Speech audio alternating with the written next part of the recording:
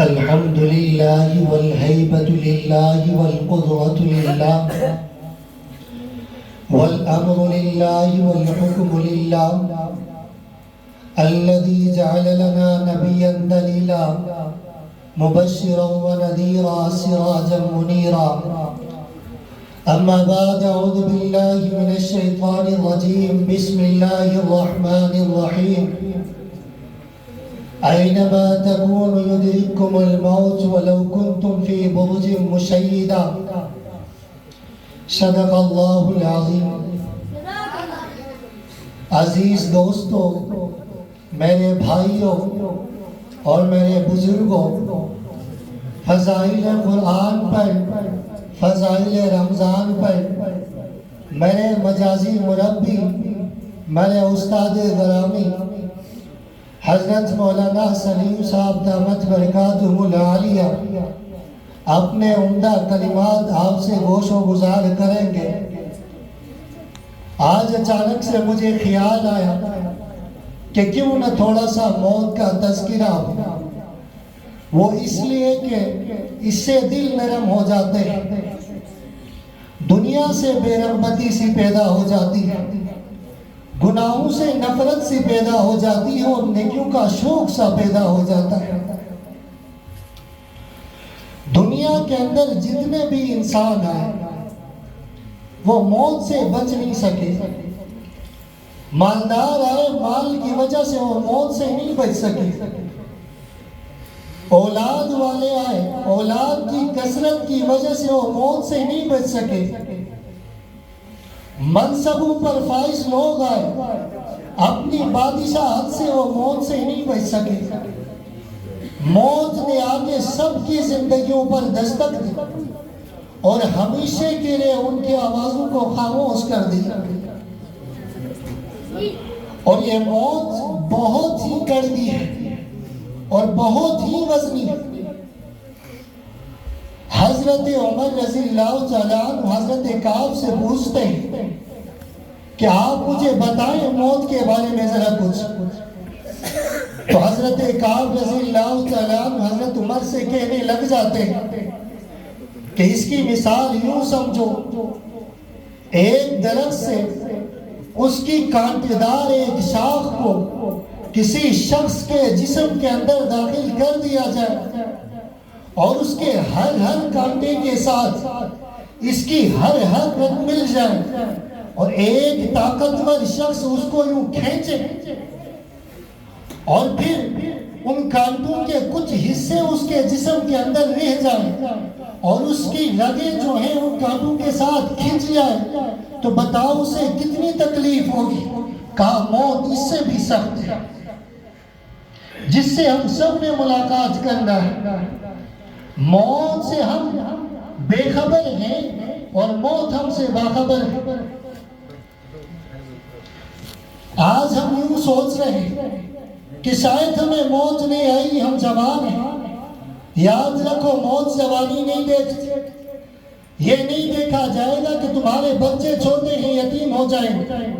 موت یہ نہیں دیکھتی آپ کے خواہشات ادھورے رہ جائیں.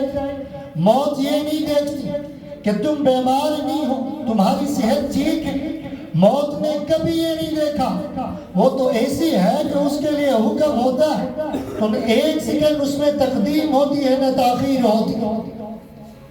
حضرت جابر رضی اللہ تعالیٰ عنہ اپنے والد گرامی حضرت عبداللہ رضی اللہ تعالیٰ عنہ سے نقل کرتے ہیں کہ اللہ کے رسول نے صحابہ کے بھرے مجلس میں ارشاد فرمایا کہ بنی اسرائیل کے قصے لوگوں میں بیان کیا کرو، ان کے درمیان بھی بڑے معجزے ہو گئے. اور اللہ کے رسول پھر خود ارشاد فرمانے لگے کہ بنی اسرائیل کے کچھ لوگ تھے، کچھ مقبروں سے ان کا یوں گزر ہوا تو آپس میں وہ بہت گفتگو ہونے لگے اور یہ بات چیت کرنے لگے کیوں نہ ہم اپنے رب سے دعا کر کے ان میں سے کسی ایک مردے کو زندہ کروا کے موت کی کیفیت کے بارے میں پوچھ کہ موت کیسی ہے، اس کی کیفیت کیسی ہے. آپس میں یہ بہت گفتگو تھے کہ اچانک ایک پرانی قبر سے ایک سر نمودار ہوا اور وہ کہنے لگا کہ آپ اس میں کیا بات کر رہے ہیں؟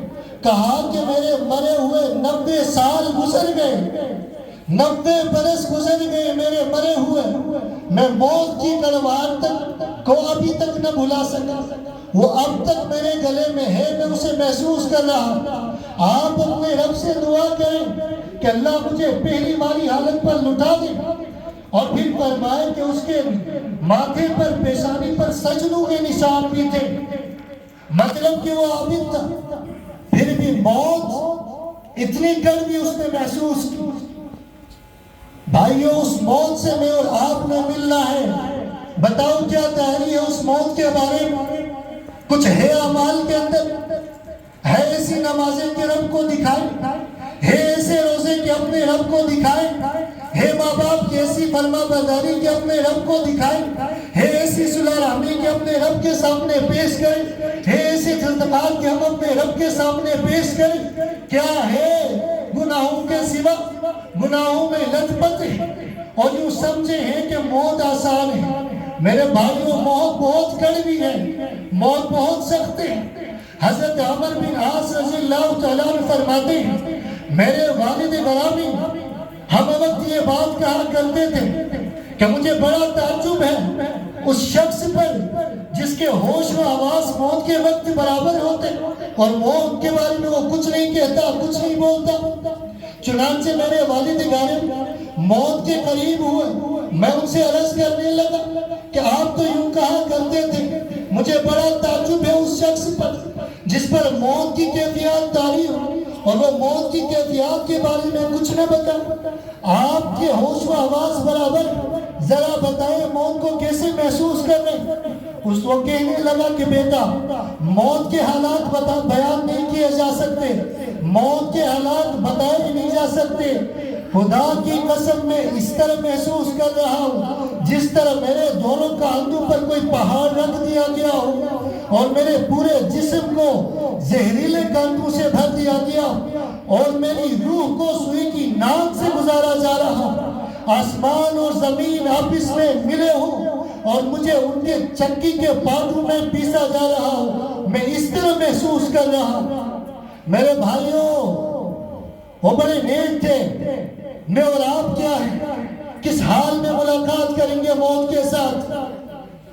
کتابوں میں لکھا ہے جب نزع کی حالت شروع ہو جاتی ہے، ایک فرشتہ اسے اس کا وہ مقام بتاتا ہے جو فاسق اور فاجر ہوتا ہے کہ تیرے مرنے کے بعد تیرا مقام جہنم ہے، تیرے مرنے کے بعد اللہ کی ناراضگی تیرا مقدر ہے، تیرے مرنے کے بعد یہی سزائیں آپ کے نام پر ہے۔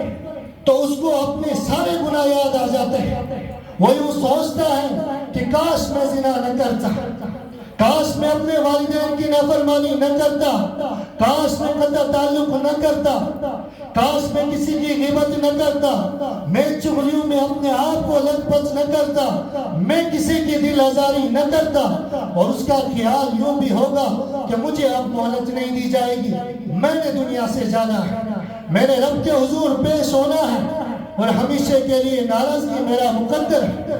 بتاؤ ایسی کیفیات میں موت آئی تو کیا بنے گا؟ کس حال میں ہم مرنا چاہتے ہیں؟ کس حال میں اللہ کے حضور پیش ہونا چاہتے ہیں؟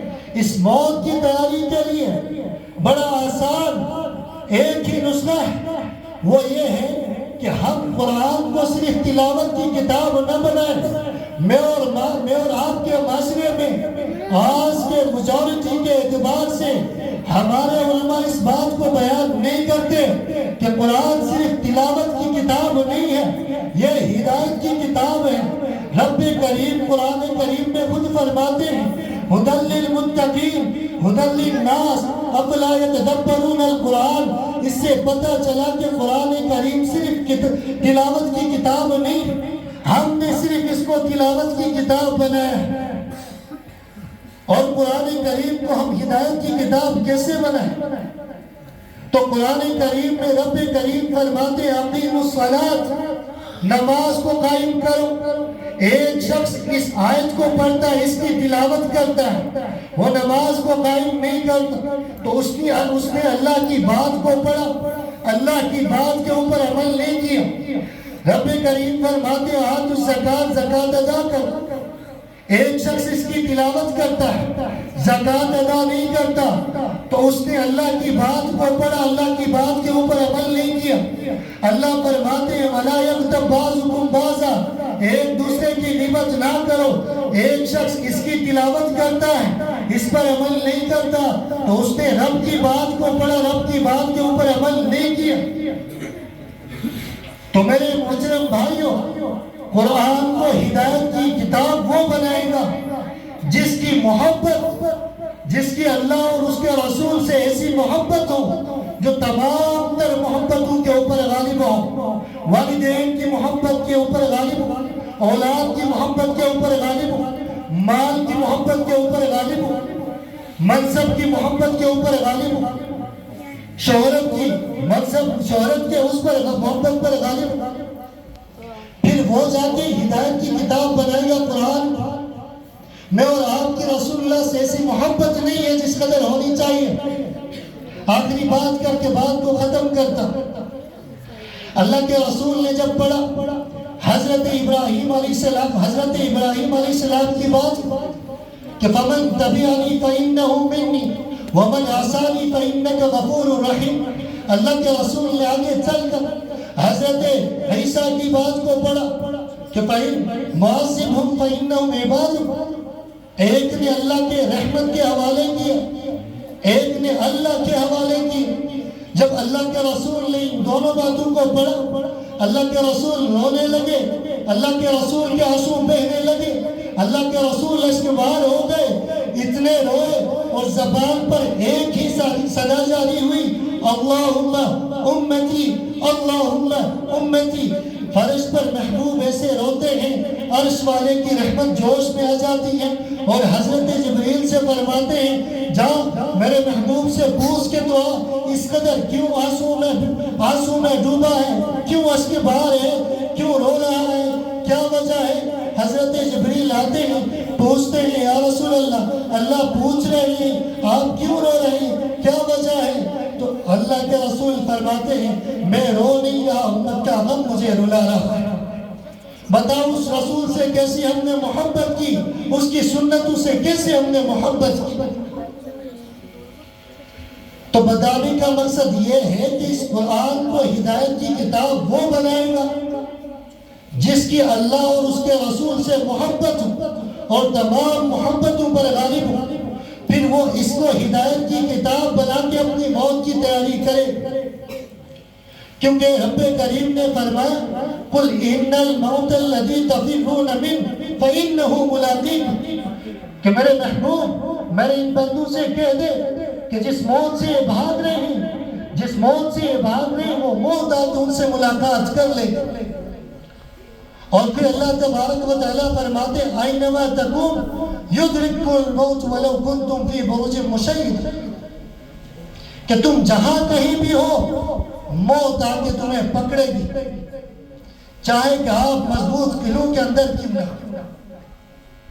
مطلب یہ ہوا اس سے بچنا ممکن نہیں ہے، جس سے بچنا ممکن نہیں ہو تو اس کی تیاری کی جاتی ہے، اور اس کی تیاری کے لیے سب سے بہترین نسخہ یہ ہے کہ ہم قرآن کریم کو تلاوت کی کتاب کے ساتھ ساتھ ہدایت کی کتاب بنائیں۔ اللہ تبارک و تعالیٰ جو کچھ کہا گیا اس پر ہم سب کو عمل کی توفیق عطا فرمائے۔ وما علینا الا البلاغ۔